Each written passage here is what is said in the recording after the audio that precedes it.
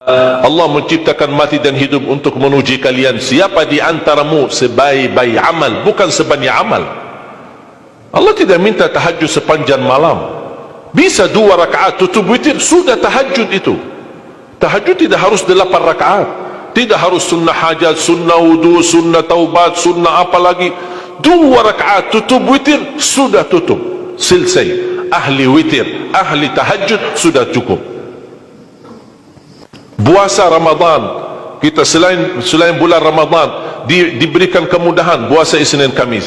Kalau tidak bisa 1 hari 1 minggu, kalau tidak bisa pun 3 hari 1 bulan. Diberikan kemudahan, tidak diminta banyak, tidak dibebankan. Wallahi mudah apa yang diberikan oleh Allah dan Rasulnya, mudah diamalkan, tapi pahalanya amat dahsyat. Barang siapa, Rasulullah SAW bersabda, man sama yawman fi sabilillah ba'adahu Allahu 'anil nari 100 am. Barang siapa yang berpuasa 1 hari karena Allah, akan Allah jauhkan dari neraka 100 tahun. Ini 1 hari. Bagaimana kalau 30 hari Ramadan? Bagaimana kalau bisa tambahkan salat sunnah-sunnah yang lain? Salat duha, kesempatan, tidak harus 8 rakaat, tidak harus 6 rakaat, tidak harus 4 rakaat, 2 rakaat, dan tidak harus dibaca wasyamsi wa duhaha. Banyak jemaah curhat kepada saya, keluhannya apa? Saya tanya, saya ingin salat duha, tapi susah, saya tidak bisa hafal wasyamsi wa duhaha dan wadduha wal laili idza saja. Masa gara-gara tidak hafal wasyamsi wa duhaha wa duha tidak salat duha? Walaupun tidak hafal, mohon maaf, hafal qulhu, baca qulhu. Rakaat pertama qulhu, rakaat kedua dah apa-apa qulhu lagi, asal duha terjaga. Betul? Witir jangan lewat 1 malam tidak witir, walaupun tidak tahajud. Iman sah witir tambah tahajud, boleh witir walaupun tidak tahajud, boleh witir walaupun tidak salat malam. Saya punya kebiasaan, habis isya sunnah ba'diyah, habis itu 3 rakaat sunnah witir, 2 rakaat muqaddimah witir, salam, baru 1 rakaat witir, sudah selesai. Saya beraktivitas kembali, ada jadwal, ada ini, apa kemana saya pulang ke rumah istirahat. Kalau saya bangun tahajud, saya bisa tahajud, belum azan subuh saya masih bisa laksanakan tahajud, tapi tidak boleh witir lagi karena sudah witir duluan, sudah selesai. Rasulullah SAW bersabda, Inna Allah witir, yuhibbul witir fa'autiru. Allah maha witir, Allah cinta witir, jagalah witir. Amirul Mu'minin Umar bin Khattab ketika ditanya, kenapa wahai Amirul Mu'minin suka witir sebelum tidur? Kata beliau, saya khawatir meninggal dunia dalam keadaan tidur belum witir. Salat witir, kalau tidak berkesempatan salat malam tidak apa-apa, tapi sudah namamu tertulis ahli witir. Kalau bapak-bapak, ibu-ibu yang sudah biasa bangun tengah malam, suka bangun tahajud, sudah terbiasa, tak apa-apa, boleh witir belakangan. Tapi kalau ada yang merasa kekhawatiran atau tahu dirinya suka malas, bangun tapi malas-malasan, berat untuk laksanakan, daripada kita ketiduran, tidak salat sama sekali, mendingan witir amankan dulu. Diamankan witirnya supaya tertulis namamu ahli witir. Kalau sempat tahajud syukur, tidak sempat alhamdulillah sudah tertulis nama kita ahli witir.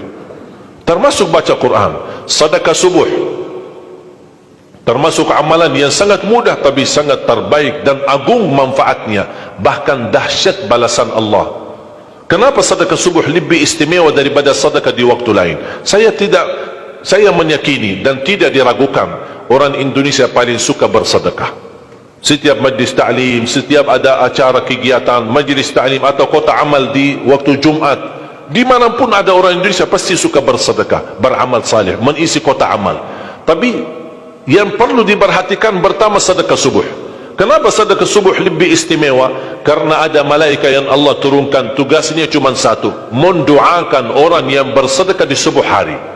Siapa yang tidak mau doa malaikat? Yang kedua, di subuh hari selalu kita bersedekah, termasuk di waktu subuh maupun di waktu lain. Sering saya memperhatikan jarang jamaah menggunakan doa sesudah sedekah. Padahal doa sesudah sedekah atau sedekah disertai doa dahsyat, bahkan doa terjamin makbul. Saya harap mulai hari ini sudah siapkan kotak amal di rumah. Bapa punya satu, istri punya satu, anak-anak masing punya satu. Apa itu botol, apa itu kaling, apa itu kotak, terserah. Setiap waktu subuh, sebelum beraktivitas, isi sedekahnya. Kalau bisa isi, disertai doa. Pasti banyak hajat bapa ibu. Ya Allah, dengan berkat sedekah ini, sembuhkan kedua orang tuaku kalau sakit. Ya Allah, dengan berkat sedekah ini, sembuhkan penyakitku. Sudah lama saya menderita sakit, belum bisa sembuh.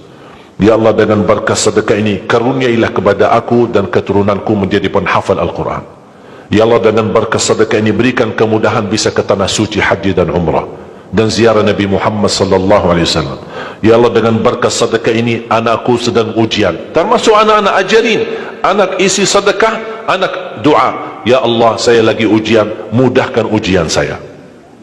Ya Allah, dengan berkat sedekah ini, titipkan pahala sedekahku untuk kedua orang tuaku. Itu juga boleh.